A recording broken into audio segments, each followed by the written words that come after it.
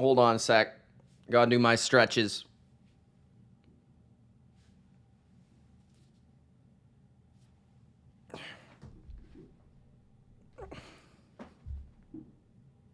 We're stretching. Getting ready for these picks. All right.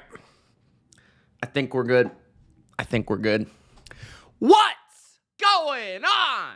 BLV believers, bottom line football fans, and my degenerate BLV gridiron gamblers. It's Mitch here alive for NFL Week 17 picks. With the new microphone, you know it, I said it. To quote CM Punk, still the best on this mic. Even on commentary. Let's go. Gronk spike the like button. Don't forget to subscribe. What's up, everybody? Dutch Italian says, what's up? We got Tong in the chat. He says, who dropped out of the top 10 this week compared to last week? He just saw the power rankings. I think the top 10 is the same. I don't think anyone dropped out of the top 10. That is a good, cheap plug.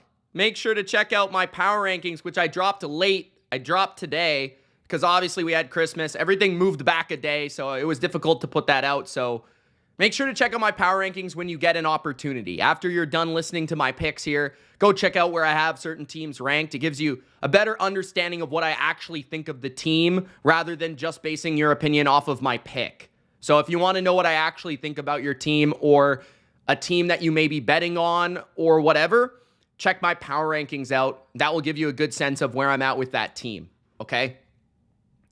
Let's say hello to Caesar, Harley Quinn, Big Al, Jordan Hunter, Singh, Jimmy, Andrew, Jack, Marcus. Andrew's got $100 that Kermit Mahomes throws another tantrum this week. All right. Looking forward to that $100 bet. Daniel is in the chat. All right. Let's go. Let's waste no more time. This is the BLV. We do it live. Thursday Night Football, Week 17. The final Thursday night of the NFL season. It is the New York Jets Robert Saleh sucks at the Cleveland Browns. Speaking of coaching, is there a bigger mismatch than Robert Saleh versus Kevin Stefanski, who, by the way, might be the coach of the year this year? Kevin Stefanski might be the coach of the year this year. No tackles, no problem. No Nick Chubb, no problem. Joe Flacco, older than your dad, no problem. Joe Flacco off the couch, no problem. Defense, injuries at safety, no problem. We keep it rolling. We keep it winning. Meanwhile, Robert Saleh, what does he do every week? Gets on a podium, speaks in his press conference, and just blames everything on the quarterback. So I don't know. You tell me. You tell me. Who's the better coach? Stefanski or Saleh? The guy that throws his quarterback right under the bus every week? Or Kevin Stefanski with old man Flacco? Speaking of old man Flacco, he's going to win this game. Why? It's a revenge game. A revenge game. And Kevin reminds me, I didn't show my record. I will after this game. I got too excited to talk about this game. The biggest game of the year. Cleveland, New York, Trevor Siemian, Joe Flacco. Who would have thought in the preseason we would be talking about Trevor Siemian versus Joe Flacco, a matchup straight out of 2016? Who would have thought? I like the Browns to win. I will also take the Browns to cover. I will not be betting the Browns to cover. I'm just going to let you know. But I will take the Browns. They're at home. What's the rule? You don't fade the Browns at home. You don't fade this defense at home. You've got Joe Flacco on a tear, throwing for 303. I think the Browns will be able to run the ball. I think Flacco's going to protect it. And I think the Browns pass rush dominates the New York Jets offensive line, which is absolutely a piece of donkey poop. So I will take the Browns to win, the Browns to cover, the Browns big statement game in front of the world. Joseph January Flacco is coming soon to a theater near you. Let's take a look at my record. My record last week, fantastic in my opinion. I don't know, 10-6 straight up, 10-6 versus the spread, and the over-under selections, I'm going to have to calculate just because I couldn't even believe it when I saw it. 11-5 on the over-under picks, which was better than my straight-up picks. So I don't know how that worked. But honestly, we were on an absolute tear last week until we got to the Chiefs losing, the Niners losing. Some of these teams that, you didn't think were going to lose dropped some games. So 10-6 overall, straight up. 10-6 versus the spread. 11-5 totals. Totals video will be out tomorrow if you want to check it out and you want to ride with the hot hand. All right. Let's go to the next game, which we got Saturday football, Saturday night football. The Detroit Lions and Dan Campbell enter Dan Quinn's Dallas Cowboys, Jerry Jones world.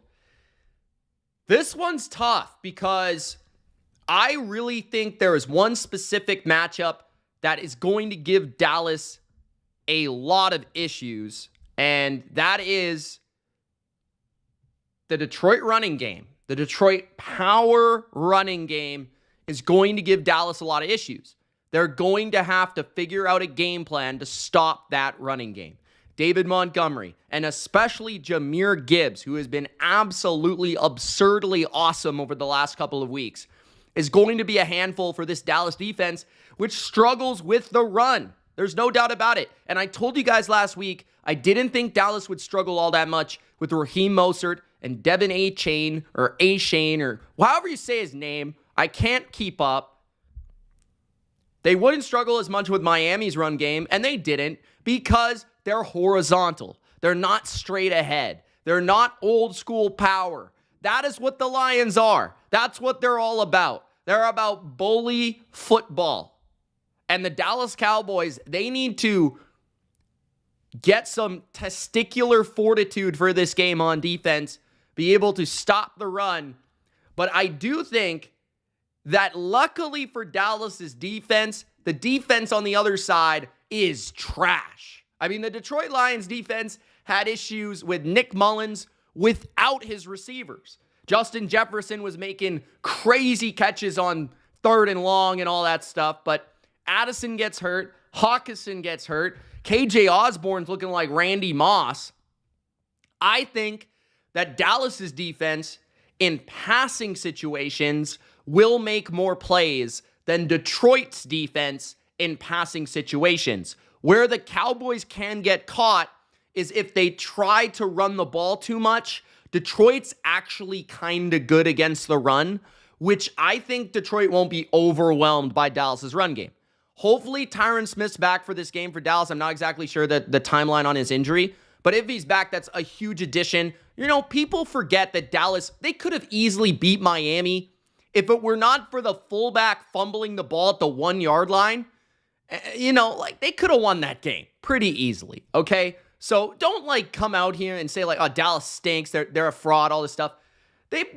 Miami's good. It was a good game between two good teams.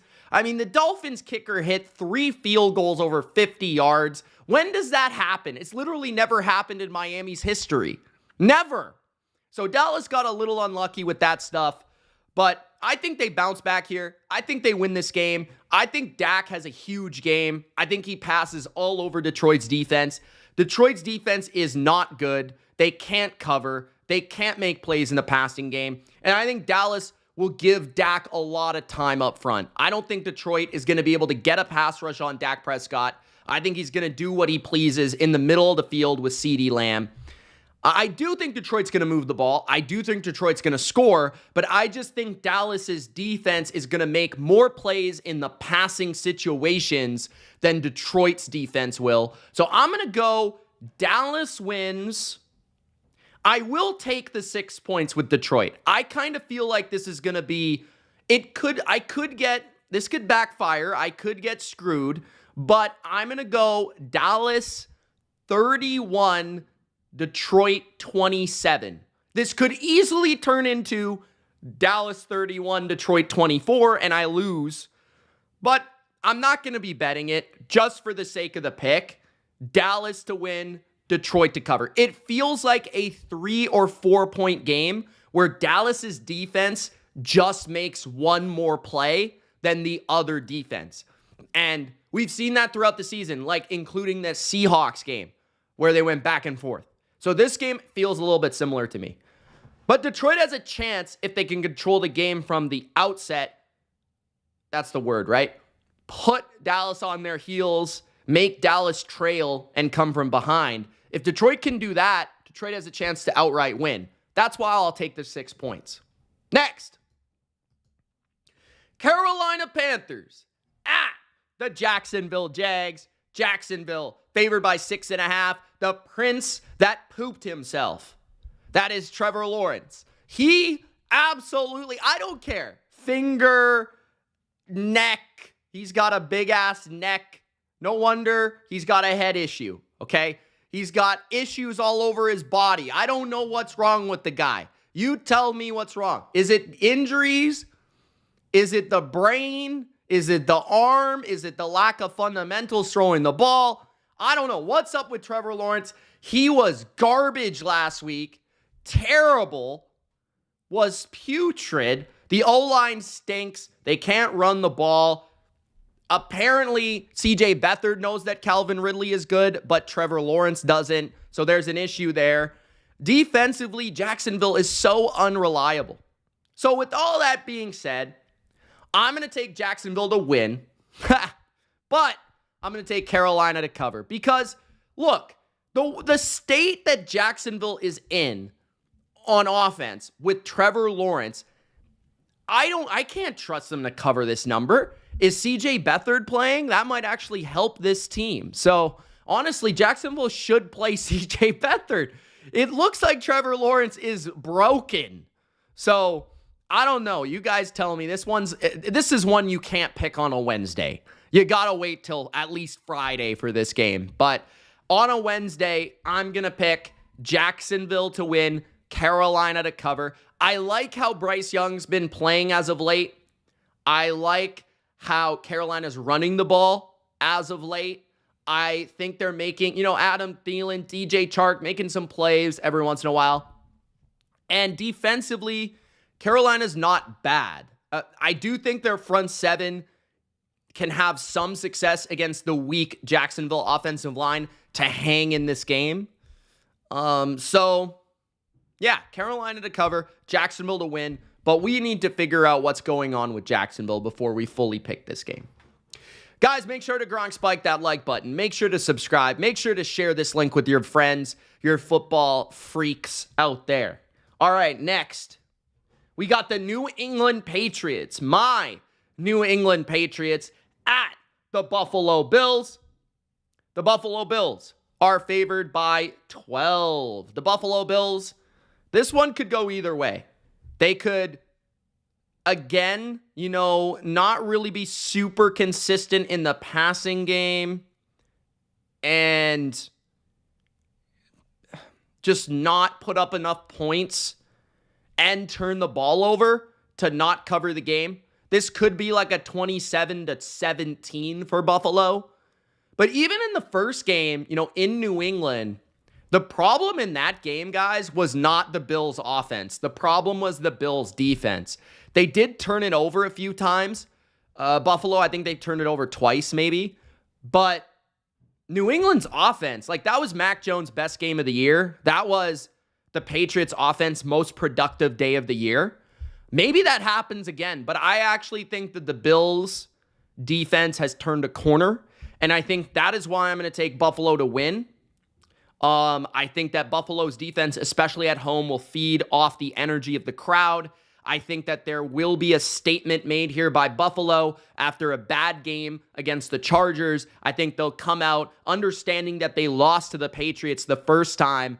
I think Josh Allen will move the ball well enough. I think they'll run the ball not that well because New England's good against the run. But I do think Josh Allen in the passing game will make some plays.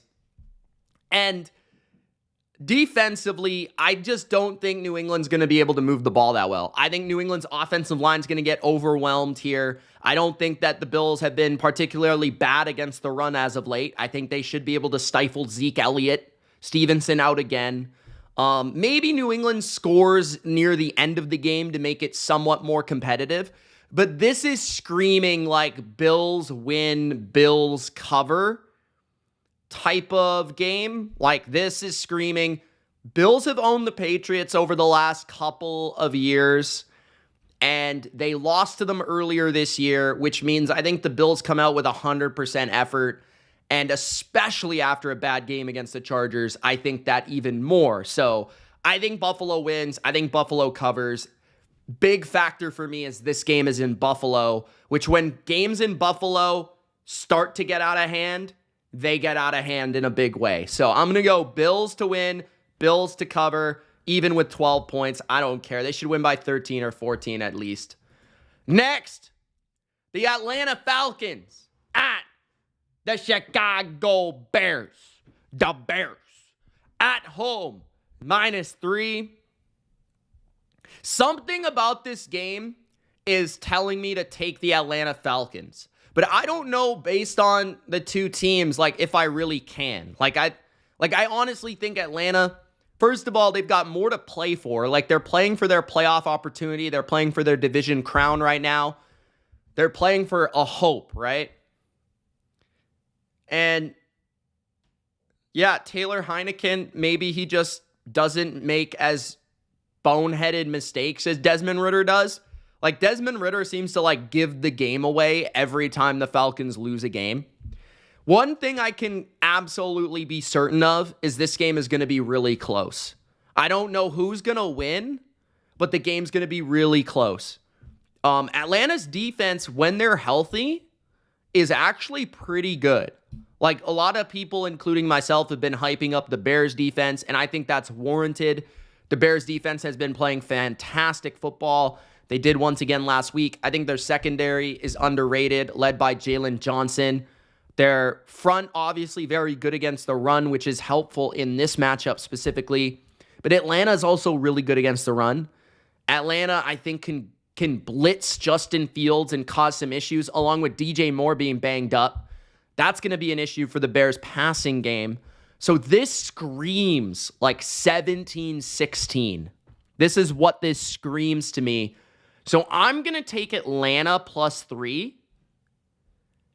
And I think I'm going to take Atlanta to win just because they're the more desperate team. Maybe this is a shocking pick. I like the way the Bears are playing. I have the Bears rated higher in my power rankings. It's a little bit of a gut feel. I just feel like Atlanta is going to play with their season on the line. And I think their defense is going to show up in a big way. So I think that Atlanta wins. I don't know why. Obviously not betting it. But I would take the points with the Falcons here. 3 points is a lot in this game. I don't know if either team's going to get to 20 here. Next, the Las Vegas Raiders at the Indianapolis Colts. The Colts are favored by 3.5. Give me the damn Raiders. The Raiders are gonna go into Indianapolis and they're gonna win another football game. I do not care at this point. I can't pick a Colts game to save my life. And quite frankly, if I was smart, I would pick the Colts to win and the Raiders to cover, because then at least I'd get one of those things right. Right? Am I wrong? I should do that. But F that shit. I'm picking because they beat the crap out of the Chiefs, and that was way too entertaining. But honestly, I have the Raiders above the Colts in my power rankings. I think the Raiders defense is the best unit in this game. I think the Raiders defense is good, man. Like, they owned the line of scrimmage against the Chiefs. The Chiefs couldn't move them in the run game. They couldn't get a run game going. I don't think the Colts are really going to run all over the Raiders here. They play fundamentally sound. I love a lot of their players. And then you got a guy like Gardner Minshew with Jack Jones sitting out there jumping passes and making plays. This Raiders defense is creating pressure, causing havoc, turning the ball over. And I think the Raiders defense is going to take advantage of a Gardner Minshew who maybe gets a little bit too close to the sun a little bit too often. So I do feel like the Raiders defense is going to play really well here. I do think they're going to keep them in the game. And then offensively, they're not playing the Chiefs, right? They're not playing the Chiefs. They're playing in a perfect environment in Indianapolis, a dome. They're not playing in the cold. And the Raiders are going to be able to throw the ball because the Colts secondary sucks. They can't cover Devontae Adams and Jacoby Myers. Like, give me a break. Plus, the Raiders got a solid enough run game that you've got to respect. And I think Aiden O'Connell has gained more confidence. Honestly, there's not a big difference here between Minshew and O'Connell. I think the Raiders got the better defense. I think the Raiders are playing with a lot of energy. I think this team is playing fearless and physical football. I'm going to take the Raiders. Love them plus 3.5, but I do think they're going to win the game. So give me the Raiders to win the game. Packers fan wants to borrow the Raiders defense. Next, the Los Angeles Rams at the New York Giants in the what the F is this spread of the week? Okay, guys, I understand that like Tommy DeVito is crap and that Tyrod Taylor playing is an upgrade. And I understand that the Rams are going from west to east. But first of all, they had a long break. So they had 10 days to rest. They played on Thursday, so they've had a longer time to prepare. They were able to sit back, relax, have Christmas with their family. Matthew Stafford had some good old turkey, right? You know, Cooper Kupp was able to rest his bones a little bit. The Rams are legitimately a good football team. The Giants are legitimately a bad football team. And, you know, people are going to buy into the Giants' performance against Philadelphia Patricia fat-ass defense. But that doesn't really matter against the Rams because the Rams are going to move the ball. They're going to run it. They're going to throw it. Martindale's going to try to blitz Stafford, and he's going to get the ball out. I've seen this story before. I've seen Matthew Stafford versus Todd Bowles too many times for me to understand that Matthew Stafford and Sean McVay versus Wink Martindale is going to be the same damn thing. It's going to be screen diddly, and it's going to be quick release passes, early downs, and they're going to run the ball, and they're going to score 27 to 30 points.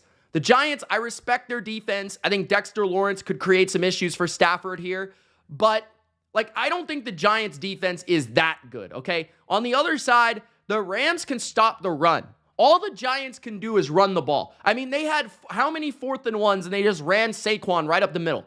That's not going to happen against Aaron Donald. The Rams are good against the run. Like, if there's one thing they do on defense, they can stop the run. Tyrod Taylor, he's too conservative to beat a team like this. He holds on the ball. He runs around. Like, he's not going to try to make a lot of big plays. Maybe he can hang around, and that's why people like him plus the points. 4.5 is not enough. This spread made more sense at like 7, 6.5 maybe. But even then, I'd still lean towards the Rams. The Rams are the better team. They need this win. If they don't get this game, they're not going to make the playoffs probably. So they need to win this game to make the playoffs. I trust Stafford. I trust McVay. I trust Aaron Donald. Cooper Kupp's extra rest. I like the Rams here to win. I like the Rams to cover. This will be in my best bets video. Rams. They'll win at least by 7, even if they don't play that well. Next, the Arizona Cardinals at the Philadelphia Eagles. This one's tough. The Eagles, I think their offense played better in the game against the Giants. I liked the way they were able to run the ball. I feel like Devontae Smith and Dallas Goedert were key components to their success. Their defense still was a little spotty. They gave up too many big plays, and their run defense overall was a little bit leakier than usual. Saquon was able to grind them down, right? It wasn't a lot of yards per carry, but it was a lot of like 3, 4 type of carries where it kind of added up to a lot of time of possession and then some quick passing game and stuff like that. Once Tyrod Taylor got in the game, that, the Eagles defense looked again like the Eagles defense, and that's what I worry about. I think this is too many points for the Cardinals offense.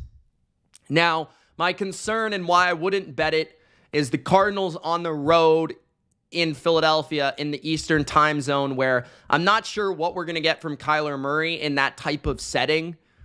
Like, I don't know. He's a little soft to me. I don't really trust him in that Philadelphia environment all the way. But 10.5 is a lot of points for a Cardinals offense with a talent like Kyler, with a good offensive line that can block the Eagles, with a pretty good running game, with enough playmakers to move the ball through the air. So I think the Cardinals could put up 24 in this game, which would mean that the Eagles would have to put up, 38 in order to cover. Maybe they do.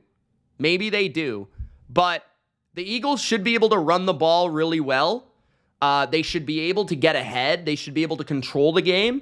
I just worry about the Eagles defense not being able to cover the number. So I'm going to go Philadelphia to win, Arizona to cover. I'm not going to bet it, but I could understand if you would take the 10.5 with the Cardinals. Next, Tampa Bay -3 at the New Orleans Saints. It is the thumbnail of the week. Baker, the commercial maker. Baker is baking, baby, and he's going to bake once again against the New Orleans Saints. I don't know if I'm right or wrong, but I think that Todd Bowles as a head coach is undefeated versus the Dennis Allen New Orleans Saints, which is something weird for me to say. I think that's true. I'm not 100% sure if that's true, but I think that's true. Correct me if I'm wrong, but Todd Bowles owning Dennis Allen, off the wall. But I think Tampa Bay is a good team right now. I think that they're moving the ball any way they please. They're getting, first of all, good offensive line play. They're protecting Baker Mayfield. Baker's throwing the ball well.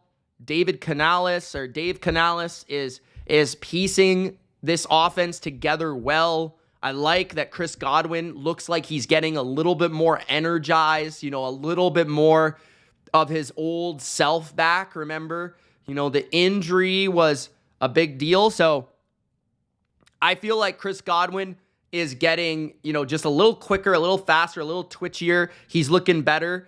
And then Mike Evans has been Mike Evans. Rachaad White's been pretty good. And they've been able to keep their balance on offense, run it a little bit to just give a threat, enough of a threat for Baker to make some explosive passes down the field. This does, I agree with Kevin, smell a little bit trappish, but this is not a trap, right? It's in Tampa. It's at home. It's for the division. If Tampa wins this game, they're going to make the playoffs. So despite, it being hard to pick Tampa to beat the Saints twice in 1 year, they dominated them in New Orleans in week 4. Remember that. So I think they sort of have tilted this rivalry towards their edge. I think their defense is well situated to pressure Derek Carr and make him uncomfortable. Todd Bowles is very good at giving unconventional looks and unconventional blitzes from every different angle, pressuring the middle of the pocket with Vita Vea and company, Devin White on blitzes. And Derek Carr hates that. He hates people at his feet. He hates people in his face. He's going to throw the ball too quickly, and it's going to result in big stops for Tampa, maybe turnovers for Tampa. I don't think the Saints are going to be able to run the ball in this game. Their best chance is to be able to air the ball out vertically, and I think due to the blitzes the Bucs will bring, I think it's going to be difficult for that to happen. And on the other side, I just think Baker's cooking. He's baking. He's doing his thing. He's moving the ball. He's scoring points. The Saints defense to me is a little overrated. I don't think they're going to get a great pass rush here. So I think Tampa's going to win. Tampa's at home. Tampa's the better team, playing better football. As much as, you might say the Saints defense and the Saints team overall, they should be able to steal one from Tampa. I just don't see it right now the way the two teams are playing. So I'm going to go Tampa Bay to win, Tampa Bay to cover, and this may make the best bets section. We will see. Next, the San Francisco 49ers at the Washington Commanders. San Francisco -13. I'm going to make this simple. San Francisco just lost at home. Last time San Francisco lost at home, they followed that up by beating the absolute piss out of the Jacksonville Jags on the road. Now what do they get? Brock Purdy goes from facing the best defense, or arguably the best defense in the league, to the worst defense in the NFL, the worst team against running backs, the worst teams against quarterbacks in fantasy football. Jacoby Brissett's likely going to be starting for Washington, which I think is an upgrade. Right now, the way Sam Howell is playing, he looks broken with how many times he's been hit. Like, he just looks like a guy that he's just done. Like, he's just like, get me out of here. Like, I can't keep getting hit. And that's a big problem for me with Jacoby Brissett facing San Francisco. The lack of Washington's ability to block is going to be a big problem. Like, Washington is going to give up a ton of sacks and a ton of pressure. Jacoby is not super elusive like a Lamar Jackson. He can't extend with his legs like a Lamar Jackson. He is a sitting duck, not even like a Sam Howell. So Jacoby is good. He's a better quarterback, but he's not elusive. The Niners are going to pin their ears back. They're going to tee off. This could be like 6-7 sacks for the Niners. I think they're going to put up 38 on offense, maybe 40. Brock Purdy should have 4 or 5 touchdowns. I'm not exaggerating either. This is what I think is going to happen. I think San Francisco is going to win 40 to like 17. Something like that. 40 to 17. This is a win. This is a cover. San Francisco, huge bounce back game here just to get their confidence back. So 49ers win, 49ers cover. Next, Tennessee Titans at the Houston Texans. Houston at home. I like the Texans here. I think CJ Stroud's going to play. They beat the Titans already in comeback fashion with Case Keenum earlier in the year, just a couple weeks ago. So CJ Stroud is back. And what I said in that matchup, I thought the Titans would win because I didn't think Case Keenum would be able to, operate the vertical passing game of Houston quite to the level of CJ Stroud. But CJ Stroud is back, and CJ Stroud is a vertical monster in the passing game. And that's exactly how you beat the Titans, right? You threaten the run game and you beat them with play action. You beat them with vertical passes. Stroud's also great at extending plays. I think he's going to come out with a chip on his shoulder, trying to push the Texans to the playoffs. If they get help from the Raiders here, I think the Texans are going to be real inspired to go out and win this game to make the playoffs. They'll also have a chance to beat the Colts right next week to get in. So I think that the Texans are going to be able to shoot down the field with big passing plays, not a ton of attempts, but a lot of yards per attempt. And then I think on the other side, the Texans, they shut down Derrick Henry in the first game. I think they know how to play the Titans offense. They'll shut it down again. I think this is like a 27 to maybe 17 type of game. Like, this is, maybe I'm not giving enough respect to Mike Vrabel, but it's going to be rather banged up Will Levis or old ass Ryan Tannehill. I mean, if it's Tannehill, he doesn't know how to use D-Hop, so that's the factor of the offense gone. Chiga Okonkwo isn't enough here to keep this competitive, and I don't think the Titans will be able to run the ball. So give me Houston at home, who's been really good at home this year, with CJ Stroud back, with a huge emotional, big win in a big spot. Next, the Miami Dolphins at the Baltimore Ravens. This is arguably the game of the week, if not the absolute pinnacle game of the week. This could be for the AFC's number 1 seed in 2024 NFL playoff land. Baltimore is favored by 3 and the hook at home. This is a really fascinating matchup.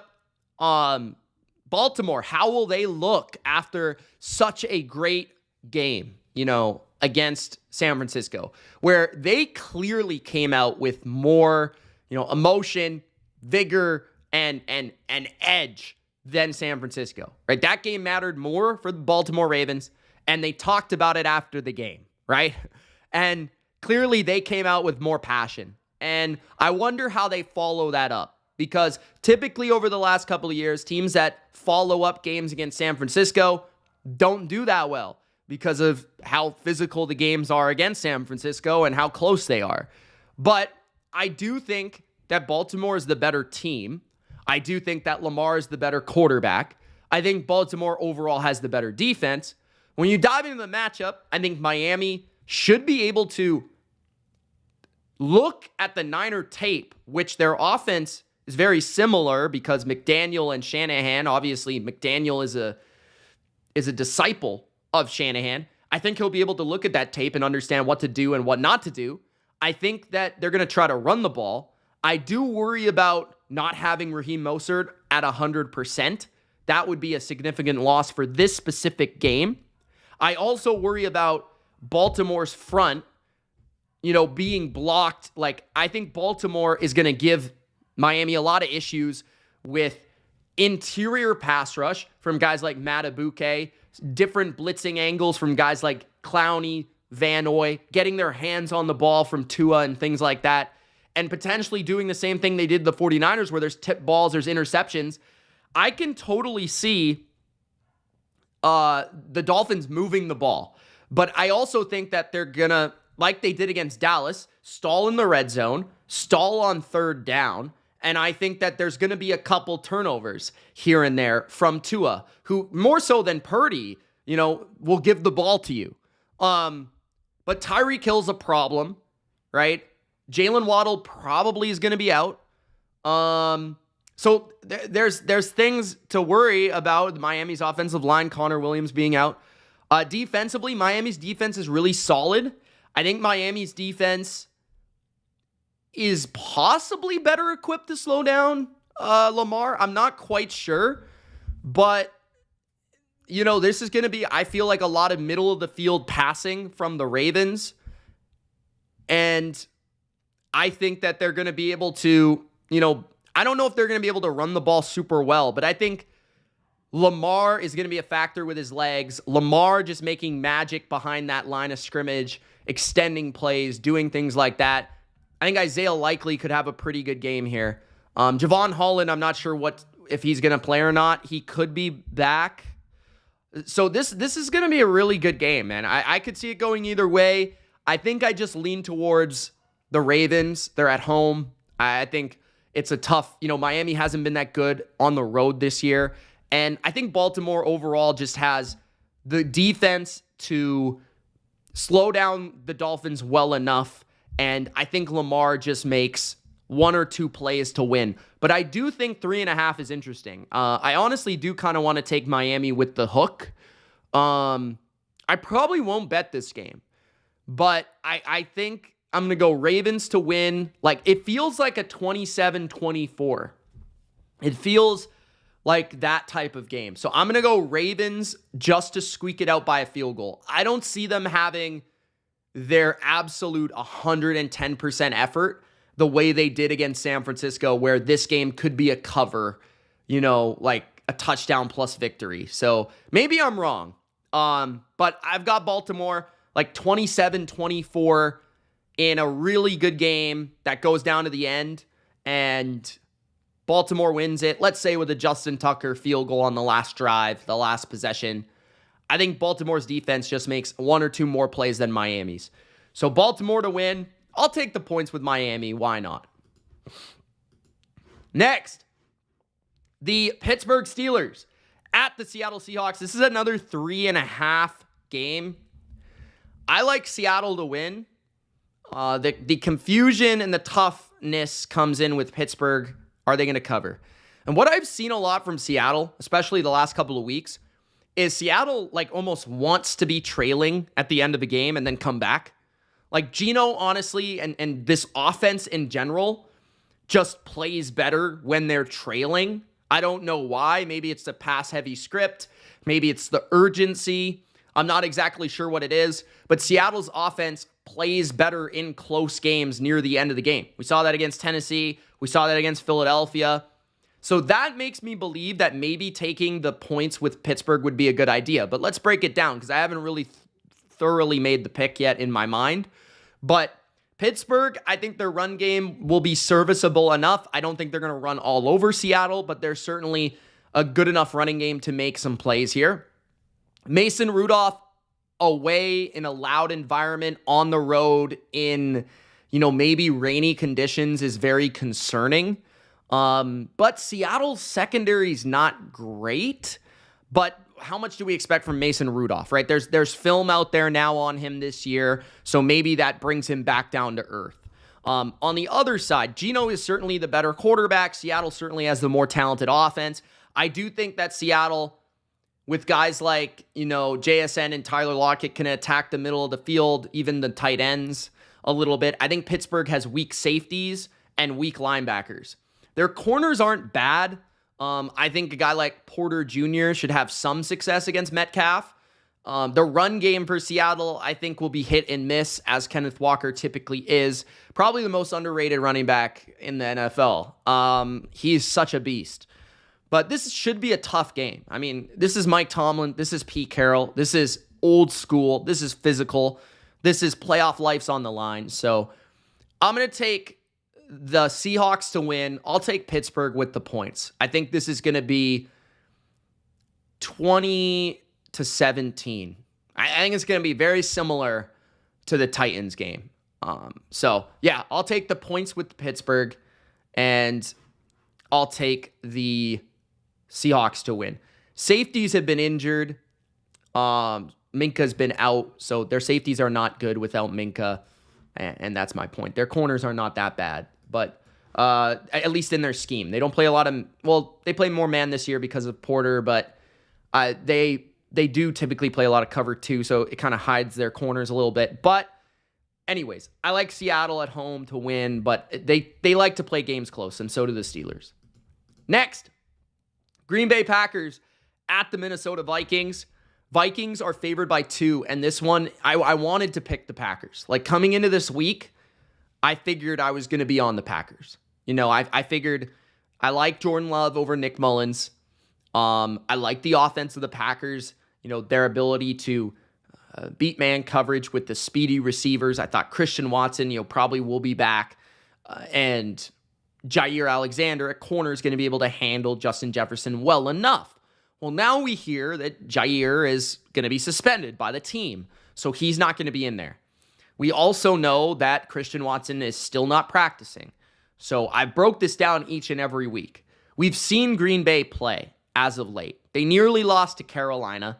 They lost to the Giants. They have not been looking very good. That being said, do we trust the Vikings and Nick Mullins to beat the Packers twice in 1 year? Not exactly, right? I wouldn't expect it. I do think the Vikings can block the Packers.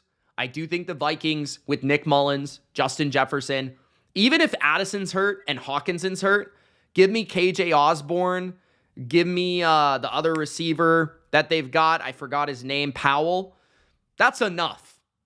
That's enough. Oliver's a decent enough backup tight end to move the ball through the air against this shit, and I'm talking absolute horrific Packer pass defense, Packer defense. They can't stop the run. The Vikings might get a little run game going here. Defensively, the Vikings gave Jordan Love a lot of issues in the first matchup, and the Vikings are beat up on all phases of their defense, so that's worrisome. But especially if there's no Christian Watson, I don't see them having enough answers for Brian Flores' scheme on defense. So I actually lean towards the Vikings here. After all of the news and all of the injuries and everything that's transpired the last couple of weeks, I'm going to lean towards the Vikings to win by about 4 points. So I'm going to go 27-23 Minnesota. I could see this game, though, going to Green Bay. It could go either way, but Green Bay's defense, you really have no trust in them right now. I think the Vikings defense is just more capable. They can stop the run better. They're better in the red zone. They're more creative. I think they're just going to give Jordan Love more issues. Even if Nick Mullins sucks, I just don't think the Packers defense gives you any sort of, they made Bryce Young look great. right? They made Bryce Young look like CJ Stroud. So I got the Vikings. Next, the LA Chargers at the Denver Broncos. This is a fascinating game because Russell Wilson, if you guys haven't heard, has been sat. Russell Wilson will not play in this game. Russell Wilson is probably done as the Broncos starter, at least for this year. Jared Stidham, my boy, my guy. If you watched him last year, you understand that Jared Stidham actually has some NFL talent. He can play a little bit. I think that Jared Stidham is going to show why Sean Payton sat Russell Wilson. I think that Jared Stidham can operate a system. I think he's athletic enough to make some plays outside of the structure and run for a first down. And I think he'll be on time within the rhythm of the offense. I think Denver will run the ball all right as well. And this is a matchup we saw earlier in the year where Denver won like 24-7. Herbert got hurt early. Easton Stick was put in, and it was difficult for the Chargers to move the ball. I think they'll have more success moving the ball, but I don't think it's going to be great. I also think the Chargers kind of had their last hurrah against the Bills. This is now going to be in Denver at Mile High. Sean Payton with a point to prove. I like Denver a lot here. This is going to be a best bet. I think Jared Stidham is underrated, and I think that Russell Wilson is overrated. I don't think Russell Wilson did a lot for this team this year, and I think that the defense of Denver is really good in the secondary, which is where you need to be good against the Chargers because they can't really run the ball that well. So that's the weakness of Denver that won't truly be exposed by the Chargers offense. So I like Denver to win. I like Denver to cover. I think that Denver will win. I mean, I think Stidham's better than Easton Stick, just point blank period. So I wouldn't really be worried about the quarterback change. I think this is going to be like 23-17 for Denver. I think they win. I think they cover. And they show up at home after a disappointing loss against the Patriots. The final game of week number 17 is the Cincinnati Bengals at the Kansas City Chiefs.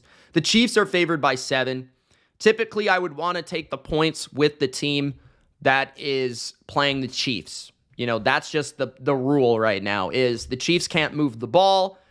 Previously, they already were not very good as a favorite of more than a field goal with Patrick Mahomes and Andy Reid. Typically, you want to take the underdog because the Chiefs they don't play 100% all the time.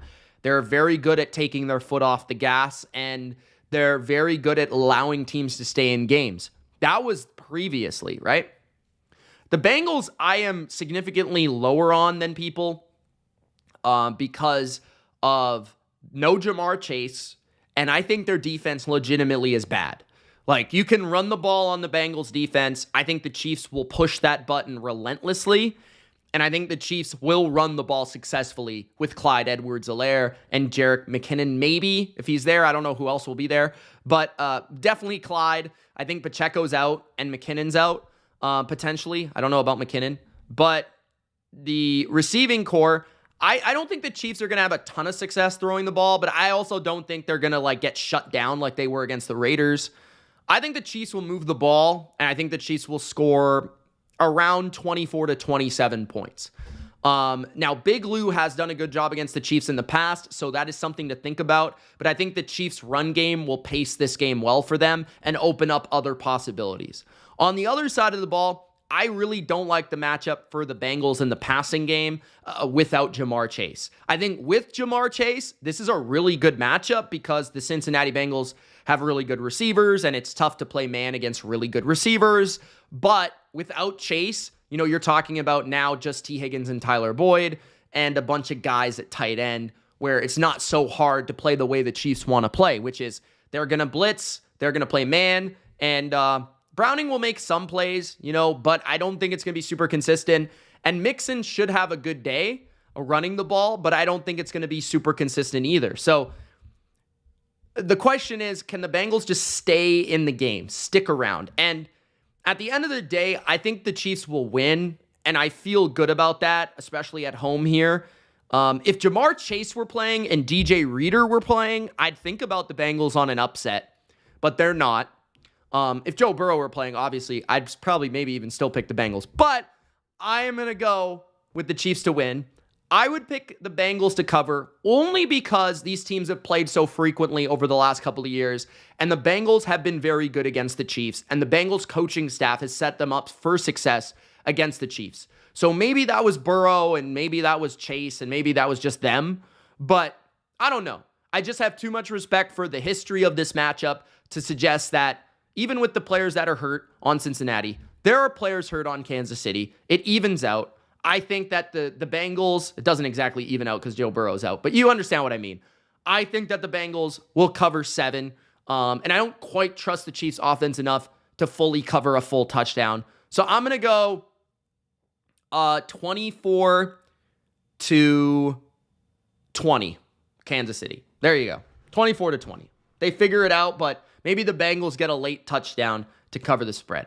There it is. My picks for week number 17 of the 2023 NFL season. I hope you enjoyed this breakdown, my picks, and let me know if you have any questions in the comment section below. Don't forget to Gronk spike the damn like button. That's the only way other people can find this video. Subscribe if you haven't already for weekly NFL picks, best bets, over-under picks. That will be out tomorrow. My best bets, I might put it out tonight. We'll see. I'll be recording it soon, so keep an eye out for my best bets, my 5 favorite picks, maybe even 6 favorite picks this week versus the spread for week number 17. But appreciate you all for tuning in. It's been awesome. Over 100 people pretty consistently throughout the stream. Pixel, Big Al, Marcus, Singh, Time Traveler, Joe. Shout out to all you guys. Kevin, who's been commenting. David, the Niners fan, who's been commenting. Thank you guys so much for tuning in and having a good conversation. And yeah, we'll see you soon. It's Mitch. Check out my power rankings. Just put that out as well. Peace.